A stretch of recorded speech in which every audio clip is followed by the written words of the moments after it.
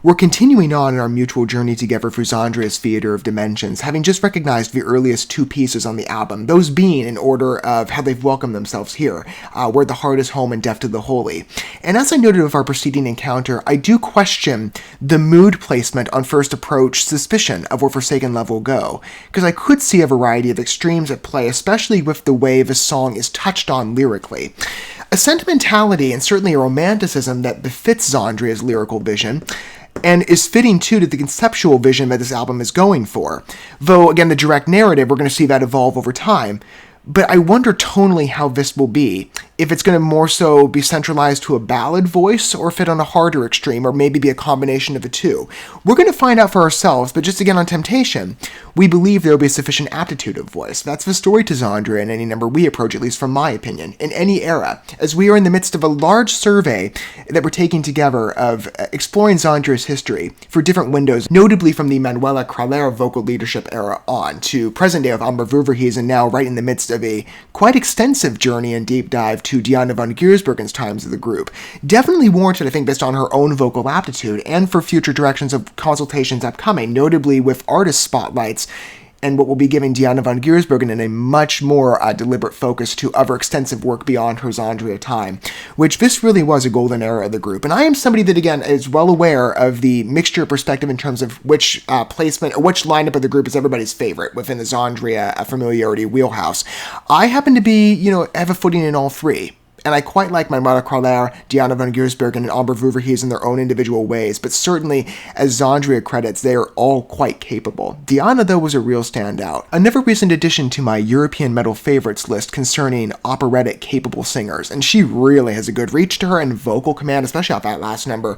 Again, quite an impressive range and precision on vocal delivery that you will see if you've not yet welcomed the graces of XANDRIA or Diana for yourself. Where Forsaken Love might be an introduction, I think it's going to be quite a sentimental number on first approach, and it will certainly, I'm sure, evolve the prowess of what I've seen readily with XANDRIA in any list or publication of theirs, but certainly off a Theater of Dimensions. I'm really liking the journey thus far in this album. And that's been the story to XANDRIA pieces, again, that we've welcomed in the past. It's certainly in the midst of a Diana era, with full album sweeps, having done that for Sacrificium, and what we'll return to post Theater of Dimensions, in fact, for the 2015 EP Fire and Ashes, having just looked at the first three original numbers, which is what compelled an interest to jump into this immediately. And as well, I think I am, in fact, returning based on what I've written for my schedule to The Wonder Still Awaiting, I'm pretty sure. Anyway, fully realized surveys of XANDRIA's work that we're taking together, you and I. Again, however you approach, whether you happen to be a longtime fan of XANDRIA or a first initiate witnesser to their German-based, or an origin of voice, symphonic metal prowess, with a power metal influence that's quite dominant, especially on the pieces within the Diana era. Noting the riff structures, it's very well realized on that extreme. I think you're going to quite like the vision of Theater of Dimensions as we explored it so far, and I would recommend on your entrance, concerning we are at the third number in of, I think 14 we're examining together, I'm pretty sure. 13. You go back to the initiation for yourself. I do highly recommend Where the Heart is Home as your startup, and where we're going to, it'll put you on a great stride going forward in lockstep with all of us. Again, however we approach XANDRIA and familiarity or developing familiarity to their work, we're having a lot of great times together, you and I, with a variety of different artists, and now to come back to XANDRIA, a favorite of mine in the European catalog within symphonic metal influences, and there's many to mention, certainly ones I've credited here and ones upcoming. XANDRIA has become a quick favorite of mine, and one that I've loved this deeper dive into in terms of exploration, certainly with Diana's time with the group. She truly was a standout performer with them, and now doing her own things that we'll be investigating very shortly, in fact, and I cannot wait for those extended efforts. Anywho, Forsaken Love, let's explore together and introduce ourselves to not only the number, but what tone this takes. I'm really quite curious based on the lyrical sentimentality. This could fit either ballad or harsh extreme, or be a combination, as I said. Let's find out which case it is.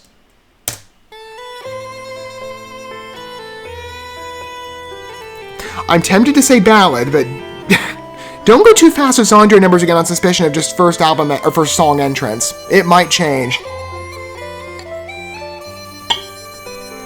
Lost in heaven, I'll be waiting for our time to come. You are saving my decaying forsaken love. Good flow from the last piece concerning the melodic concentration on vocal range and placement. Slight amplification. but still ballad central so far.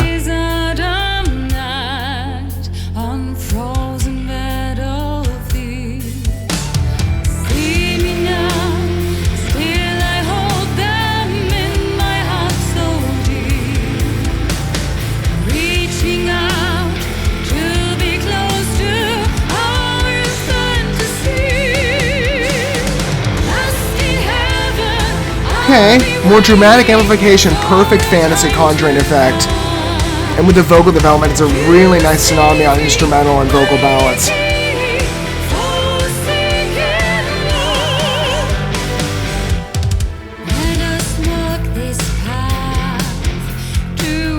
It definitely airs on the softer side, though, helped by pace directly.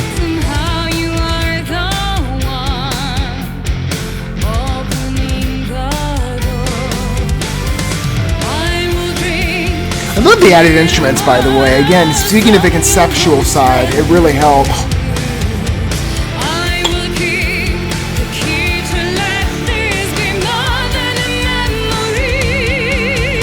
Her vocal development always is really impressive, isn't it?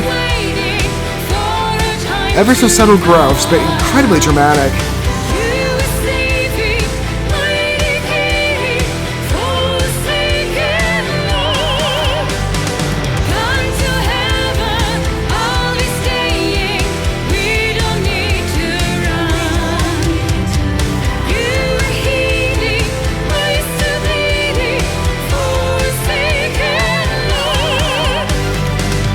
Even at that lower range, again, whatever notes she hits, that vibrato is just so piercing.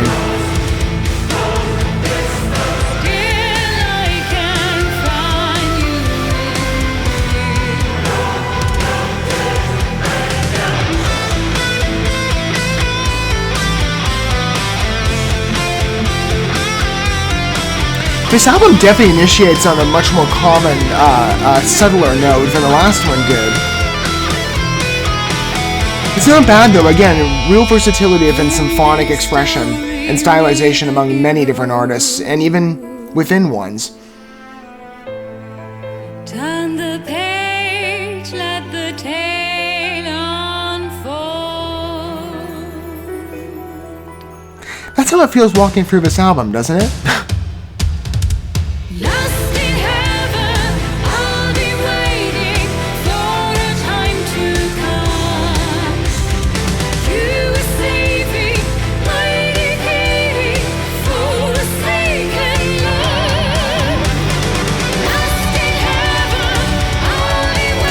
This last refrain really stands out.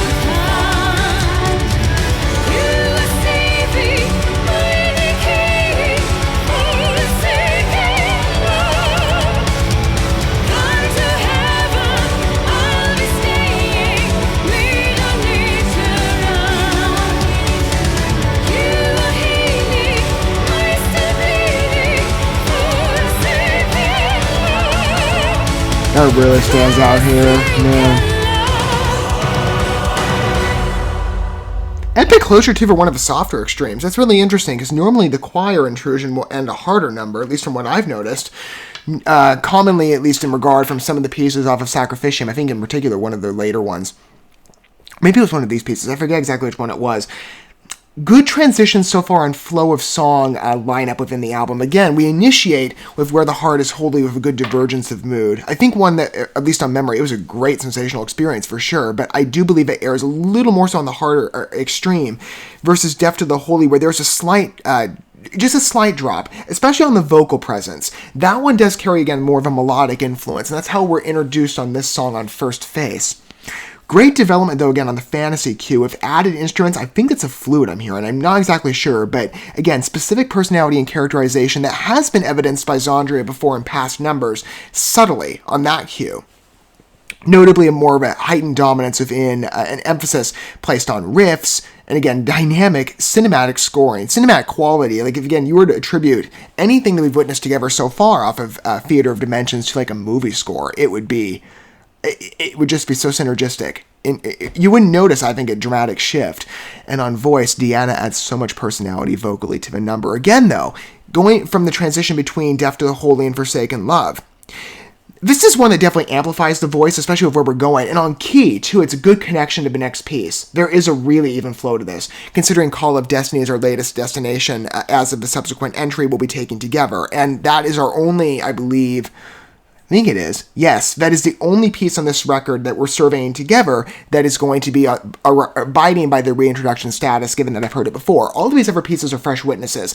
So to consider that one on entrance of where we are going, and I'll refrain from being too specific so that any of you have not yet welcomed Call of Destiny for yourself or walking in with fresh eyes or taking the journey at first approach with me, there is an even transition on key on where this goes, certainly on destination with that shift via the last refrain, which is developed incredibly well vocally, where the verses and many of the, I believe, intermission sessions between the numbers and when the choruses enter and depart, they're centralized to a melodic delivery, vocally speaking, which airs to a softer extreme. And the choruses do too. They're at a higher C, but they're not as high as Diana could reach.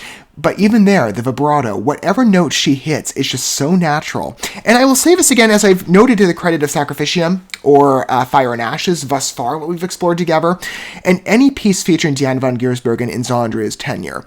She has a clear identity with her voice. Now, closely in line perhaps with past eras, I'm thinking of Manuela Crowler specifically, where Amber definitely has many more shades and a defined accent to her voice that does make it depart somewhat individually, but still, again, equally capable delivery, at least in my opinion. Like Diana, she really is falling into her identity with where we currently stand of XANDRIA pieces, at least I would say, based on not only the album, but some of the live show recordings I've seen. She's done a great job with the group. Good footing. As smooth as Diana's integration was in the beginning of Sacrificium. Clear identity, though, on expression. I'm really seeing that personality fleshed out very well, not only by the Fire and Ashes EP with those first three numbers, but in fact, in perfect comparison, the first three entrances to Theater of Dimensions. Same shades.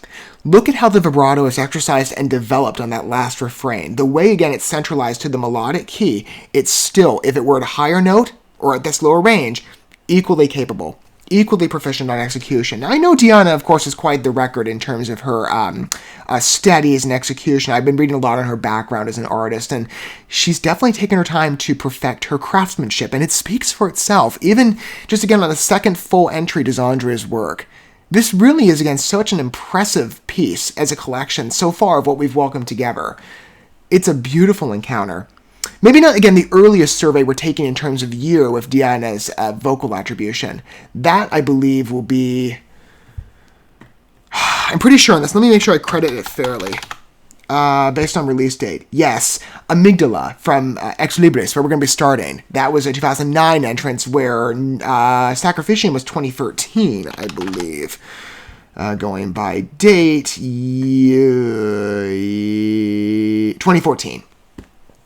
So again, a later window. But whatever place you see her development of vocals in, it's quite alluring on first face. The changes, though, again, on that last measure really catch me. And the key change is warranted, again, based on direction of where we're going into for Call of Destiny and later entries. An even flow so far tonally and on key between the numbers. I'm seeing a good concept vision told with unity. And I don't know, again, if that's the deliberate direction they're going for based on instrumental scoring, but it is coming up, at least on feeling for me and experience. I quite like it. You know, on suspicion, as I said, you walk into a XANDRIA piece thinking you're going to be in for something quite special.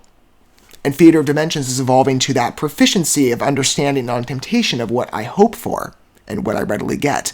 I would love to hear that opinion shared with you down below. Coupled, of course, if you wish to specify how you approach. Longtime fans or initiate listeners to XANDRIA's work, what do you think? Again, I did recommend intentionally that you witness this album in context to those first two numbers, and then let this be your third entrance. I think it's most warranted that way. Same with the next piece. I think it really helps to examine Forsaken Love, in fact, of development of vision going into Call of Destiny.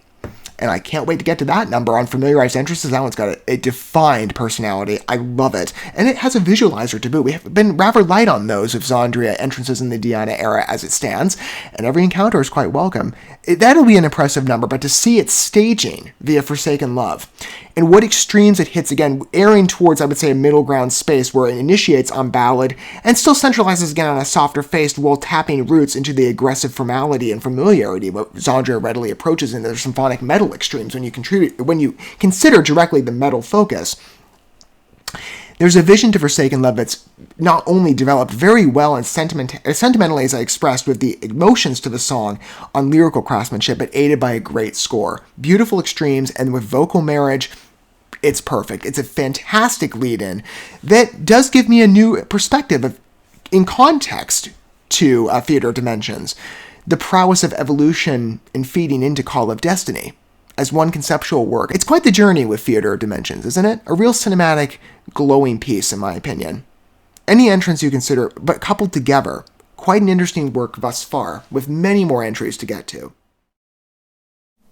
Thank you so much for watching this video. Before you bounce, feel free to drop a like and comment, subscribe to this channel with a ding on the bell, and share this video with your friends. And consider checking out the description here. There you'll find links to my other channels, as well as addresses to my other social media accounts and ways you can help support my work if you feel so inclined. May God bless you, and looking forward to when our paths cross again.